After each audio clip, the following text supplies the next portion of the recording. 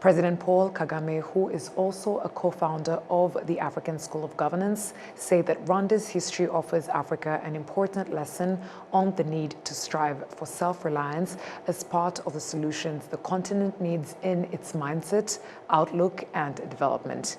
He made the remarks during the Africa Mindset Reset Forum, a conference taking place in Kigali that is focused on transforming mindsets to accelerate the development of Africa and its people. Adam Skizera with more.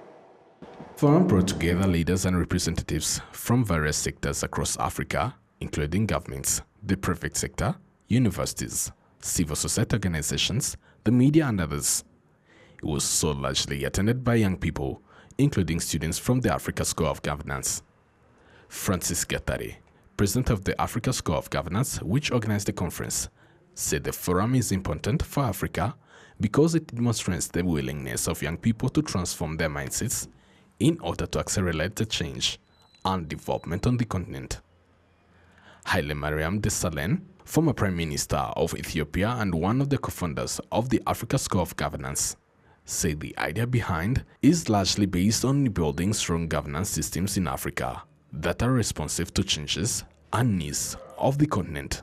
There is a need to change the political economy from rent-seeking dominated political economy to a developmental political economy. And that calls for nothing short of leadership. Right. So leadership is a key.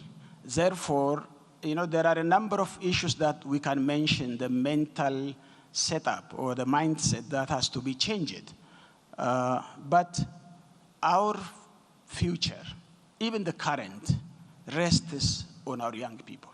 Speaking about the mindset needed among Africa's young people, Ghana's Vice President, Professor Jane Nana Opuko Agyemang, said Africans have everything they need to achieve development, but one of the major things lacking is self-awareness. She said the call for the Africa we want should be matched by a commitment to serving and dedicating oneself to the continent. Like everybody else, but we need to be focused on the vision. And the vision is to have, as President said, the Africa we want. We cannot just have an Africa we want. We must have an Africa we work for and contribute for. Wow. Thank you so much. And an Africa we are willing to sacrifice for. Former South African President Thabo Mbeki said that one of the most important requirements for effective African leadership is for Africans to determine the direction they want the continent to take, clearly understand what they want to achieve, and identify what is required to achieve those goals. How do we produce this leadership? We had in our history, correctly, this matter that's raised. The continent struggles for its liberation. You have a Kwame Nkrumah from Ghana who attends the 5th Pan-African Congress in 1945 in Manchester, in England. So you can see this history. This is somebody who's very steeped in this matter. Ghana must be free, Africa must be free. What must we do? Well, the Vice President was saying, ready to sacrifice and all of that. Paul Kagame is sitting next to me. Particular challenges in Rwanda, which must be addressed. And they'll also mean that certain sacrifices must be made. So those conditions dictate a certain kind of behavior. So you therefore produce the Kwame Nkrumahs and the Paul Kagames and all of these people. President Paul Kagame said although Africa has faced numerous challenges in development, mindset and other areas, solutions to those challenges exist. It seems Africa has everything in place to succeed. It really does. It does. It has people, it has resources, it has the history that we have or should have learned a lot of lessons from.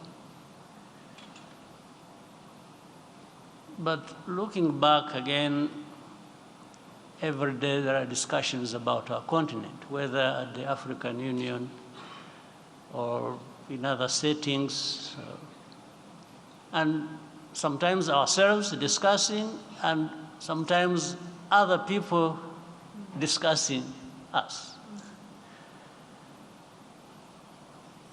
I mean, we just can't stay in one place where we are discussing our problems and evidently convincing ourselves, and rightly so, that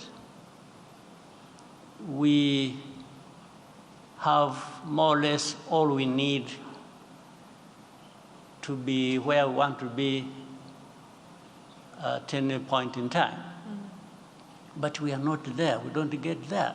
President Kagame also reflected on his own history and Rwanda's experience, describing it as an illustration of resilience and the importance of striving for self-reliance, a responsibility he said should be embraced by everyone. So the sort of hardships I was talking about were even relating to that. But from that, we grew up into this kind of determination to say, no, we can't just live stateless. We can't live as refugees forever. So that's why